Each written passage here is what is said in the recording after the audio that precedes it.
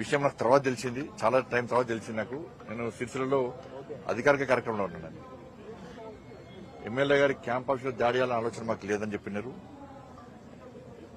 అయినా కూడా ఎమ్మెల్యే గారి క్యాంప్ ఆఫీసు అది ప్రభుత్వం నిధులతో నిర్మించింది.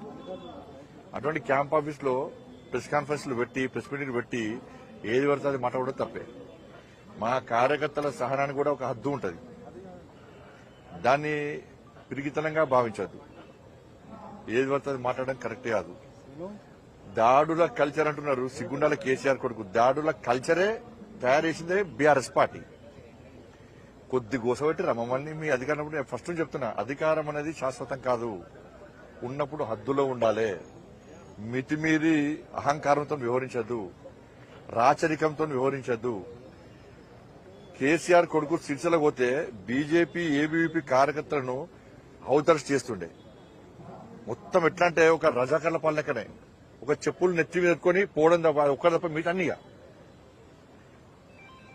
మీ రాచరిక పాలన తెలంగాణ ఎట్లుండే? మేము ప్రజా సంగ్రామ యాత్ర చేసినప్పుడు ఎన్ని దాడులు చేశారు? రాత్రిపూట పొలాలకెళ్లి కట్రవుతులతో కొట్టిరు మమ్మల్ని. ఒక్కరోజు 18 వాహనాలు ధ్వంసం చేశారు.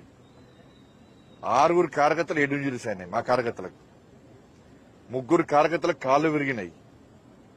అనేక మంది కార్యకర్తలకు ఎత్తుకపోయారు. టోల్ గేట్ దగ్గర మహిళా కార్యకర్తలు ఎత్తుకపోయి కొట్టారు మీ వాళ్ళు.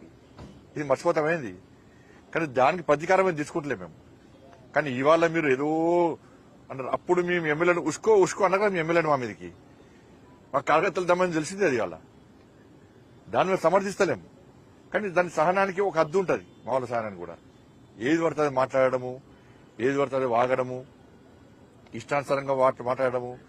ఇవాళ నీతివంతులు లెక్క ఇక స్టేట్మెంట్ దాడులు మామూలు చేసినప్పుడు ఏడమేరు తలకాల రోడ్డు అమ్మాయి కార్యకర్తలది. మహిళా కార్యకర్తలను కొట్టిరు. సిగ్గుండాలకు కొంచెమన్నా.